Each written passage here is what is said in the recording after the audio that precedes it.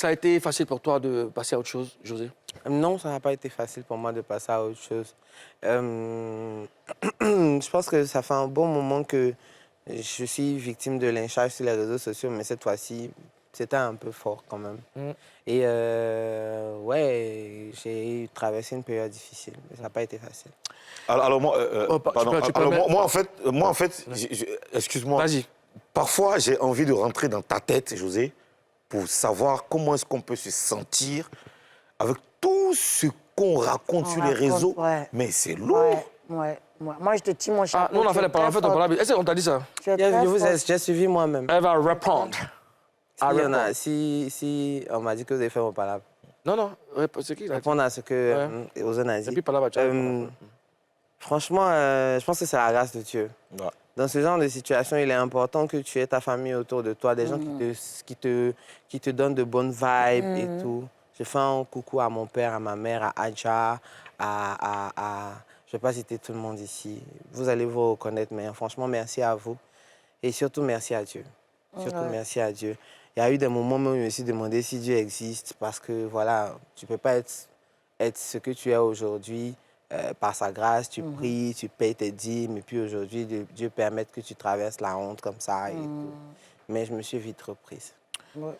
Quand tu as des soucis, comme ce qu'on remarque sur les réseaux sociaux, qui te conseille? Qui te dit, fais ça, dis pas ça, faut pas faire ça? Tout le monde me conseille, mais il y a des fois... En tout cas, si ce coup-là, un moment, ça a pété. Sinon, je reçois des conseils, je fais un coucou. Mais il y a mue dans tes oreilles. Ah, mais c'est Nabo. Non, j'écoute, mais... J'écoute, c'est pour ça que la plupart du temps, vous savez que je ne réponds jamais.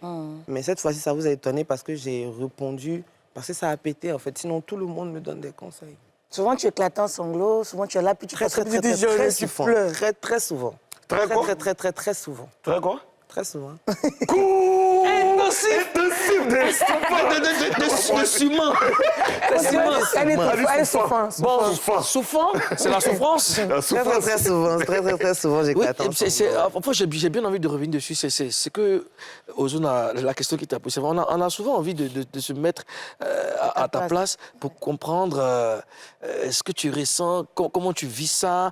Et même quand tu sors, bon, je sais que tu sors pas trop.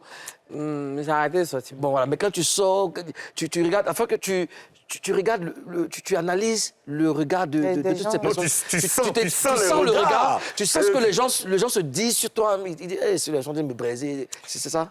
Non, pas Tu as peur du regard maintenant, ou bien tu as honte, je sais pas.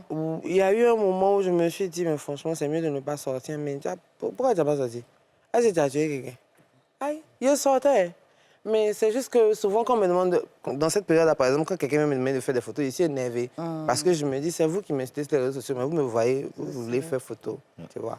Après, il faut trouver la force de dépasser ça parce que c'est un travail qu'on a choisi. Il faut se mettre au-dessus de certaines choses. Et tout. Oui, mais après, dans cette période-là, c'était un peu difficile, mais j'ai quand même fait. Est-ce que moi, tu te dis, bon, tiens, je m'en fous, je m'en vais, tiens, ce qui va arriver, va arriver. Ça peut arriver. Oui, mais c'est pour ça que c'est là.